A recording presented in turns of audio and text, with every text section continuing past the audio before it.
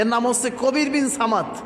তো ছোটো সময় ছাত্র জীবনে আমরা শুনতাম যে একজন ফিল্মার আছে, নাটক টাটক করে, সিনেমা করে, টেলিসামাদ নামে। তো এই টেলিসামাদের সাথে ওর নামেরও মিল আছে, কবির বিন সামাদ। ও সে একটা জোকার, একটা ভণ্ড, একটা কমেডিয়ান। বাংলার মানুষের রুচি কতটা নিচে নামতে পারে চিন্তা করেন। যেই মানুষটা সবসময় কমেডি করে, বিভিন্ন নাচ গানে যায়, ওই মানুষটার এবার মঞ্চে উঠে ওয়াজ নসিহত করে, তার স্কলার মানে তার ওয়াজ শোনে। আমরা বাঙালি আসি কোথায় চিন্তা করে দেখছেন। এর ডায়লগ হচ্ছে বিভিন্ন বিষয় নিয়ে মন্তব্য করে, সিস্টেমে মন্তব্য করে।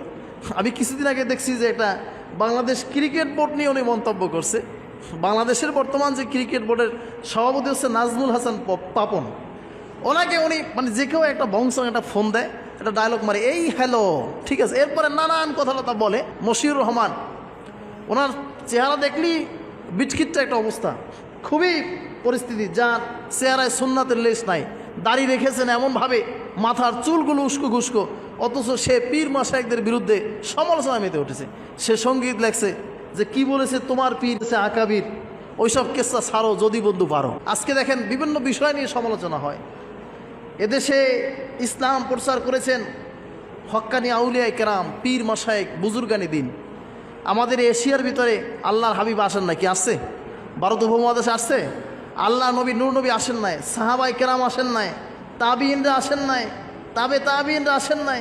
অথচ এদেশে ইসলাম প্রচার করেছেন আল্লাহর ওলিরা, পীর মাশায়েখগণ, হকপন্থী পীর মাশায়েখ যারা আছেন, তারা ইসলামের দ্বীনের দাওয়াত দিয়েছেন। আপনি দেখেন হযরতে শাহজালাল মুজাররেদ ইয়ামিন রহমতুল্লাহ আলাই, শাহপরান রহমতুল্লাহ আলাই, ফুরফুরার আবু বকর সিদ্দিক রহমতুল্লাহ আলাই, জৈনপুরীর শাহ কারামত আলী জৈনপুরী রহমতুল্লাহ আলাই, সারসিনার শাহ সুফি নেসারুদ্দিন আহমদ রহমতুল্লাহ আলাই, আবু জাফর মোহাম্মদ সারে সাহেব রহমতুল্লাহ আলাই, সরমনাইর ইসহাক রহমতুল্লাহ আলাই, ফজলুল করিম রহমতুল্লাহ আলাই, এরাই এদেশে দ্বীনের দাওয়াত দিয়েছেন, দ্বীনের মেহনত করেছেন।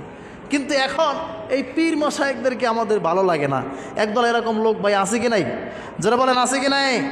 এই জন্য সারসিনার বর্তমান বড় শাহ সাহেব হুজুর কেবলা মদ্দাজিল হল আলী, তিনি মাঝে মাঝে বলেন যে জারুসিরা সিন্নি খাইলা মোল্লা চেনলা না। কথাটা কিন্তু গুরুত্ব আছে, যে কারো ছিল সিন্নি খাইলা মোল্লা চিনলা না। তো কারা ইসলাম প্রচার করছে তাদেরকে চিনলা না, বরঞ্চ তাদের বিরুদ্ধে তোমরা মন্তব্য করো। আপনারা দেখবেন সোশ্যাল মিডিয়ায় একটা বিষয় খুবই ভাইরাল হচ্ছে, সবাই দেখতেছে অহরহ। এক ভাই মশিউর রহমান, ওনার চেহারা দেখলি বিটকিটটা একটা অবস্থা, খুবই পরিস্থিতি, যার চেহারায় সুন্নাতের লেশ নাই, দাড়ি রেখেছেন এমনভাবে, মাথার চুলগুলো উস্কো ঘুস্কো, অথচ সে পীর মাশায়েখদের বিরুদ্ধে সমালোচনা মেতে উঠেছে। সে সঙ্গীত লেখছে যে কি বলেছে তোমার পীর সে আকাবির, ওইসব কেসা ছাড়ো যদি বন্ধু পারো।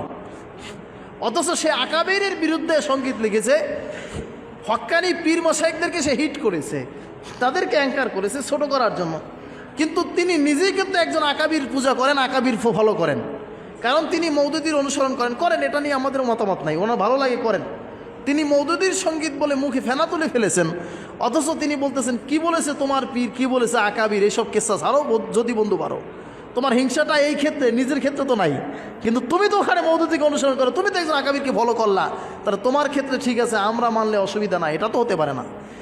এইটার ব্যাপারে অনেকে সাফাই গাওয়ার জন্য, ওনার এই কথাটাকে পরিশুদ্ধ করার জন্য, জায়েজ করার জন্য, টিকিয়ে রাখার জন্য অনেকে সাফাই গেছে, অনেক বড় বড় ওলামায়ে কেরাম।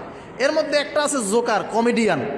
আপনারা অনেকে যারা যুবকেরা চিনে, যারা মোবাইল চালায় কন্টিনিউ, এর নাম হচ্ছে কবির বিন সামাদ। তো ছোটো সময় ছাত্র জীবনে আমরা শুনতাম যে একজন ফিল্মার আছে, নাটক টাটক করে, সিনেমা করে, টেলিসামাদ নামে। তো এই টেলিসামাদের সাথে ওর নামেরও মিল আছে, কবির বিন সামাদ। ও সে একটা জোকার, একটা ভণ্ড, একটা কমেডিয়ান। বাংলার মানুষের রুচি কতটা নিচে নামতে পারে চিন্তা করেন।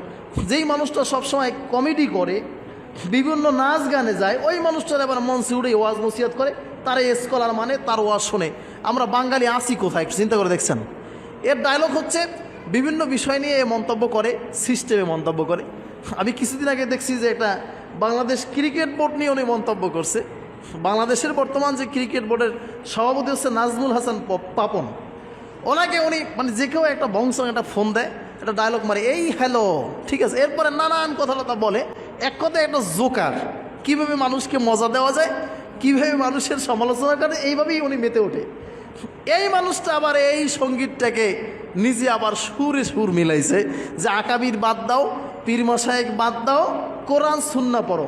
ও মেয়া সাহেব, আমরা আজকে আলেম হয়েছি, মসজিদের মিম্বারে কথা বলার আল্লাহ সুযোগ করে দিয়েছেন, এটা কি আমি নিজে নিজে আমার পক্ষে সম্ভব হয়েছে কি? ভাই আমার ওস্তাদ আছে না, ওস্তাদের কাছে মুরব্বীদের কাছে আমরা পড়াশোনা করছি কিনা কথা বলেন।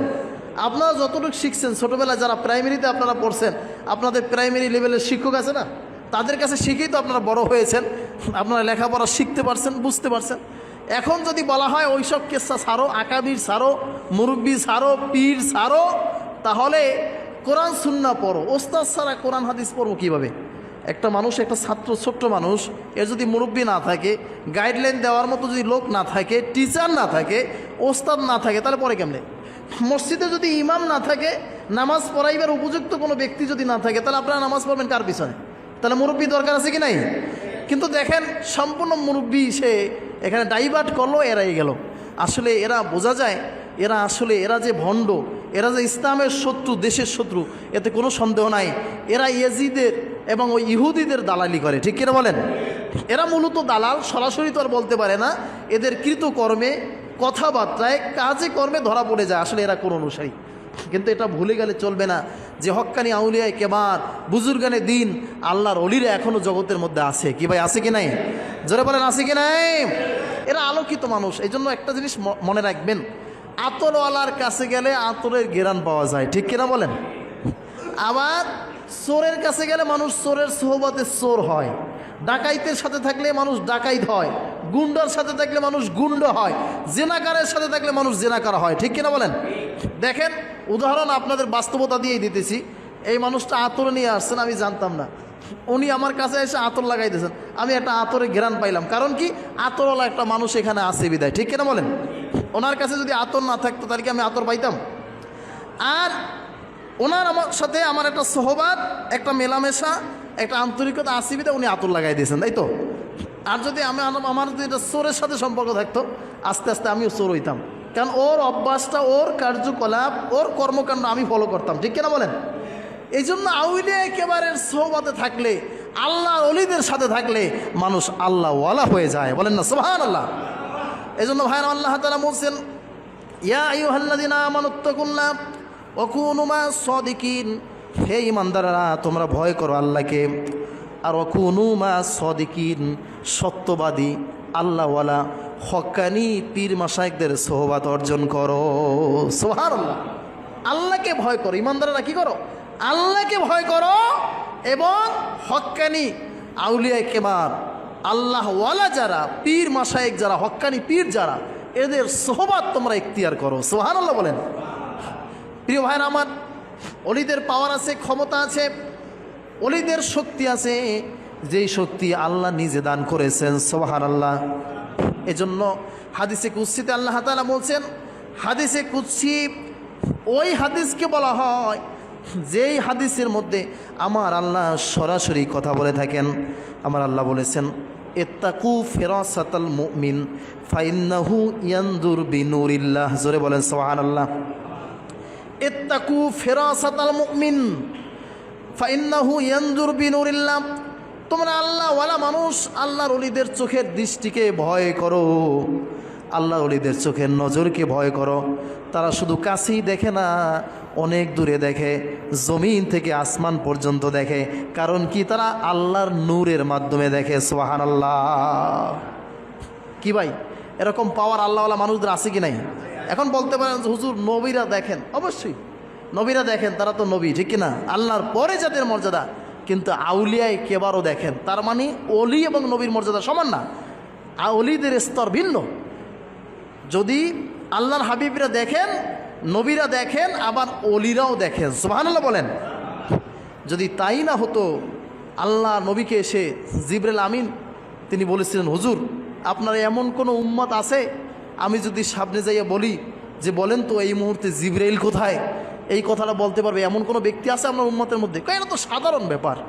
যাও মসজিদে নববীতে যাও, আসরের নামাজের পরে দেখবা একটা বৃদ্ধ মানুষ মসজিদ থেকে বের হইবে, ওই লোকটাকে জিজ্ঞাসা করবা যে এই মুহূর্তে জিবরাইল কোথায় আছে, সে স্পষ্ট বলে দিবে। বলেন না সুবহানাল্লাহ। তো জিবরাইল আমিন চলে গেলেন মসজিদে নববীর সামনে, দেখলেন যে সবাই বের হয়ে গেছে নামাজ পড়ে, একটা বৃদ্ধ মানুষ উনি পরিশেষে মসজিদ থেকে বের হয়েছেন, সবার শেষে। বের হওয়ার পরে ওইখানে গিয়া ওই জিবরাইল চলে গেছে মানুষের সুরাত ধরে। জিবরাইল তো বিভিন্ন সুরাত ধরতে পারতেন, অনেক সময় দাহিয়াতুল কালবির সুরাত ধরে নবীর কাছে ওহী নিয়ে আসতেন, কি ভাই ঠিক কিনা? তো মানুষের সুরাত ধরতে পারতেন, উনি মানুষের সুরাত ধরে বৃদ্ধ মানুষটার সামনে গিয়ে বলতেছে, ভাই আমার হযরতে আবু বকরকে মানে হযরতে জিবরাইল আমিনকে খুব প্রয়োজন, আপনি কি বলতে পারেন এই মুহূর্তে জিবরাইল কোথায় আছে, একটু সন্ধান দিতে পারেন? বৃদ্ধ মানুষটা বলতেছে, এরা তো একটা স্বাভাবিক ব্যাপার, সামান্য ব্যাপার, এটা বলা তো আমার কাছে কঠিন কিছু না, তবে আমার 2 রাকাত নামাজ পড়া লাগবো, এরপরে আমি স্পষ্ট বলতে পারবো। বলেন না সুবহানাল্লাহ। মসজিদ নববীতে ঢুকে তিনি ছোট ছোট সূরা দিয়ে 2 রাকাত নামাজ পড়লেন। এরপরে এসে উনি বললেন, বাইরে আমি তো অনেক খোঁজাখুঁজি করছি, আমি 7 আসমান খুঁজছি, 7 জমিন খুঁজছি, জান্নাত খুঁজছি, অবশেষে নিরুপায় হইয়া জাহান্নামের দিকেও গেছি, খুঁজছি, কোথাও জিবরাইল নাই। আমি এত জায়গা খুঁজলাম, কোথাও জিবরাইল নাই। খপ করে ওই জিবরাইল হাতটা ধরে বললে, ভাই মনে কিছু নিও না, তুমি ছাড়া জিবরাইল আর কেউ না। জোরে বলে সুবহানাল্লাহ। তারা মানুষের দৃষ্টি, তিনিও তো আবু বকর সিদ্দিক সাহাবী, তিনিও তো মানুষ, কিন্তু তিনিও তো একজন সাহাবী এবং আল্লাহর ওলি ছিলেন। এই জন্য চোখের দৃষ্টিটা কত, এই জায়গাগুলিতে তিনি যে ঘুরছেন, জান্নাত দেখছেন, জাহান্নাম দেখছেন, 7 আসমান দেখছেন, 7 জমিন দেখছেন, এই নিজের সামান্য চোখ দিয়ে দেখেন নাই, ওই চোখের সিতারা আল্লাহর নূরের মাধ্যমে এইগুলি সব ঘুরে ঘুরে দেখছেন। জোরে বলেন সুবহানাল্লাহ। এই জন্য ভাইরা আমার, এখনও হক্কানি আউলিয়া কেবার পীর মাশায়েখগণ এখনও দুনিয়ার জমিনে আছে, কি ভাই আছে কি নাই? জোরে বলেন আছে কি নাই?